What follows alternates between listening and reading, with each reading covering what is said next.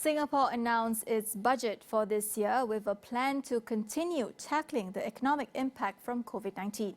This ranges from cash assistance to increase in taxes. Associate Professor of Law at Singapore Management University, Eugene shares key highlights from the budget. The budget overall is expansionary. We are looking at a deficit of up to about 3 billion Singapore dollars, which is about 0.5% of Singapore's annual economic output. But I think the eventual figures will come in less. I think there's a tendency to overstate the likely deficit. The government will still need to draw down about $6 billion from the reserves, and all of this will be devoted to tackling COVID-19.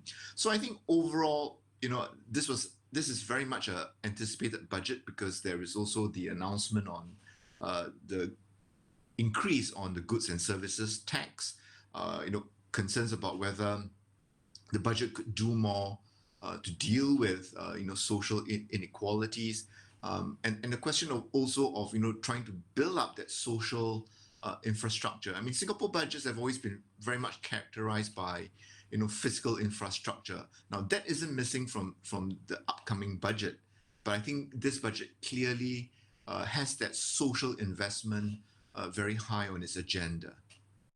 Eugene emphasized on how the cost of living remains a major concern among Singaporeans. While the budget, he said, focused on immediate relief and assistance for sectors such as tourism that are badly hit by the pandemic, a lot more can be done to address inequality that has widened due to COVID-19. I would have liked to see, the government move a lot more aggressively, on wealth taxes. So whether we're looking at, property taxes or taxes on luxury cars, for example, I think there was scope, to be bold, to impose, higher taxes.